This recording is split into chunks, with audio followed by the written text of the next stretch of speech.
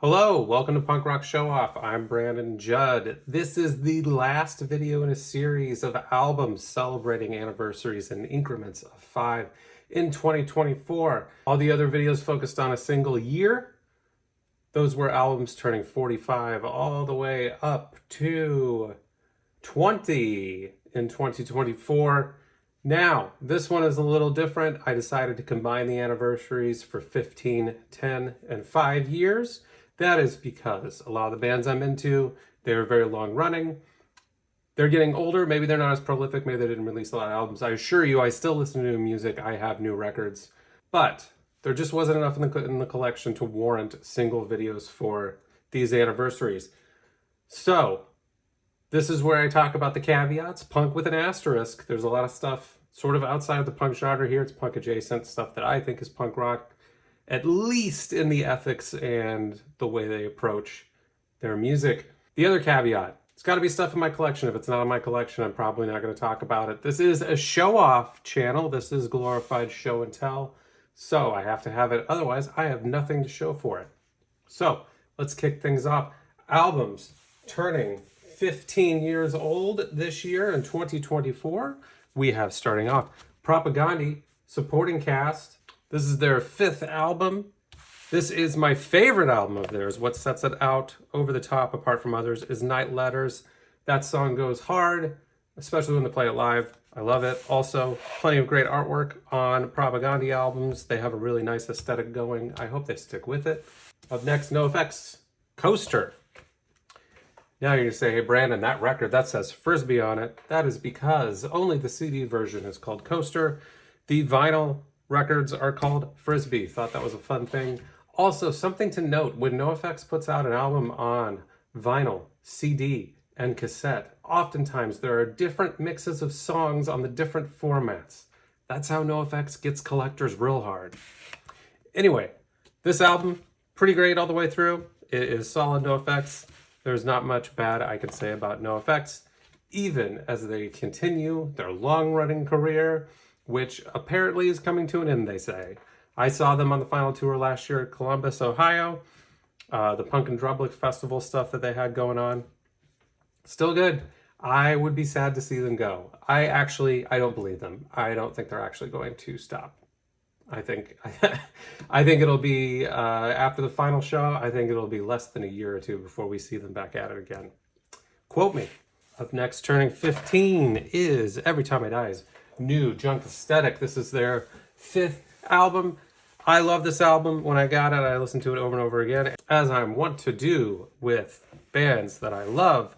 Every Time I Die, we said goodbye to now, I guess maybe 2 years ago at this point. Very upsetting.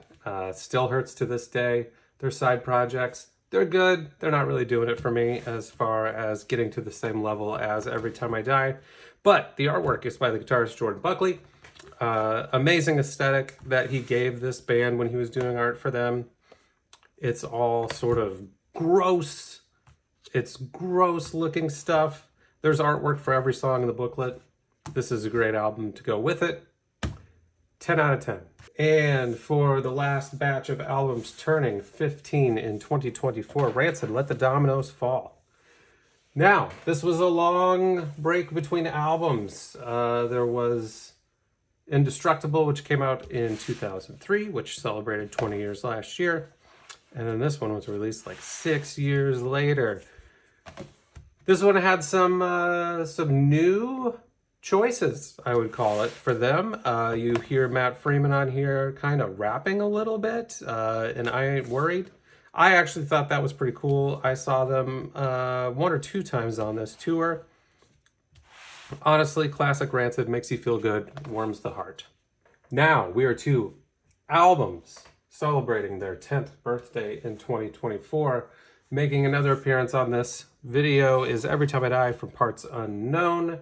This is their 7th album. I have to admit, when I got this, I was not too happy with it. I thought it was kind of a low point, but then I thought X Lives was kind of a low point. Now, I would kind of revise that a little bit and say that X Lives is probably my least favorite album, the one before this one. From Parts Unknown has really grown on me, especially that closing track, Idiot. It goes so hard. It goes so hard all the way through. Kudos to whomever was drumming for them at that time in the lineup. This is excellent. I loved seeing them live and seeing them open with More. It's such a build. I highly recommend it. Someone getting a lot of love on this channel, Green Day Demolicious. This is a record store day release that was a little more limited. This is more of an uncommon release. It is kind of sought after by Green Day collectors. It is not the rarest thing in their discography, but it is definitely a sought after one. That's not so widely available. Now, this consists of demos, mostly from the trilogy of albums that was released in the couple years just before this. That set of albums was not received positively by critics or the fandom. A lot of people attribute the problems to the production on the album, the way it sounds. These demos are supposed to be closer to what the songs should have sounded like. It is raw. There are songs on here that I enjoy more in this form than I do on the trilogy albums, so I think that speaks to the purpose of this being released, possibly. I do like it. I would say, if you haven't heard the trilogy, listen to the trilogy, give it a shot. It's not terrible, but I do think that some of the things on this release are superior to what's actually in the final studio versions of these songs. And another repeat offender on this list, turning 10 in 2024, Rancid Honor Is All We Know. Now, I have to admit, these songs, I have listened to this album a handful of times, honestly, gotta admit. Look, I love Rancid. This, I don't know. Rancid has a very limited tool set of the music they put out. They don't do a lot of experimentation, really. So when you listen to this, you go, yep, that sounds like Rancid. Now, I think that's a good thing, but also, none of these songs have hit me. I haven't internalized any of them. I don't know the lyrics to any of these songs. I could tell you maybe what half of these sound like just off the top of my head. So I don't think it's a bad album. If you're a diehard Rancid fan, you probably love it. I was a diehard Rancid fan, but I guess maybe not. Another guy who gets a lot of love on this channel, also turning 10 this year, Weird Al's Mandatory Fun. This is his 14th album. I saw him on this tour. Had a good time. Always go see Weird Al if you can. Amazing show. Every time, doesn't matter where he plays. Great show. Of course, it's got parodies of the time. It's got a parody of Lord and that guy that did Blurred Lines, and I cannot remember his name. Robin Thicke. That's who it is. Yeah, I guess people don't like him anymore. That's fine. Not someone I think about on a daily basis. This album, in the run-up to release, they were releasing videos for each song on YouTube, which kind of signaled the change in marketing for music. Like producing a video for every song, sure, people had done it before, but that has become more commonplace now in the music industry in the run-up to albums, is having at least some sort of lyric, visual video, something like that. This had full videos for all the songs coming out. I think it turned out really well. Still didn't disappoint. Love Weird Al. Forever and ever. Okay, we are done with that batch of albums turning 10 in 2024. Now we are getting to the last batch of albums turning 5 years old in 2024. We are starting with another repeat offender who shows up in a lot of these videos, just a sign of their longevity and prolificity. Is that a word? I think it is. Thank you, Latin, for letting us make all these words. Anyway, 2019's Bad Religion, Age of Unreason. Now, I have to be honest with people on this. Look, I have a Bad Religion tattoo. I love Bad Religion. I even thought the New America wasn't as bad in 2000 as people thought it was, but it did feel like a low point. This, I actually rank this lower. I rank this lower than New America. I don't think they've lost their way. I think they're still a very good band. They're amazing to see live. They wrote some of my favorite songs of all time. I have their Suffer album cover tattooed on my body. I love this band, but this feels like a low point to me. I don't know. I think with the lineup changes, I heard somewhere that their newest guitarist, and I say new, but he's probably been in the band for like 10 years now, their newest guitarist wasn't someone who listened to Bad Religion before joining the band. So I think musically they kind of move away from what they were, and then they get this outside influence, which I don't think was a positive. But there's still some good stuff on here. But I will say something I could do without is Big Black Dog. I don't get that song at all. And, you know, it's got a big black dog on a leash. Like what?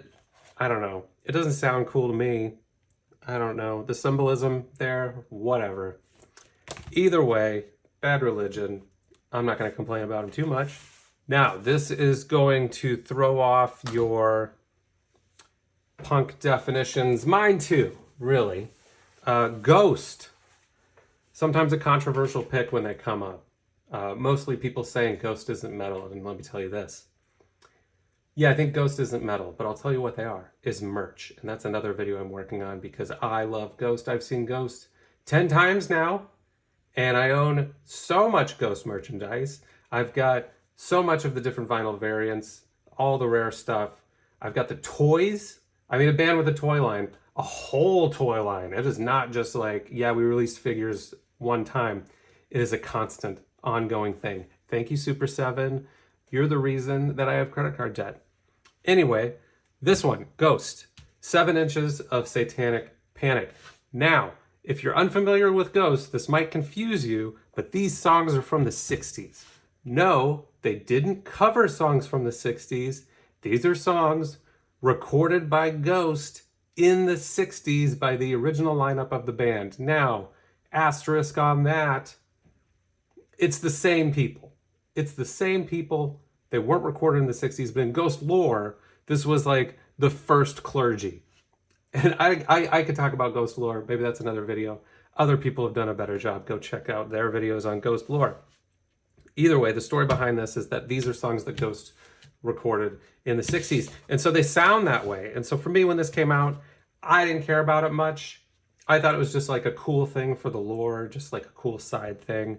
But Mary on a Cross, it's the B-side of this. When it came out, wasn't that big. But in the last few years on TikTok, Mary on a Cross blew up. It completely blew up. Ghost has exploded now. I can't see them in small venues anymore. A lot of that has to do with this song, Mary on a Cross.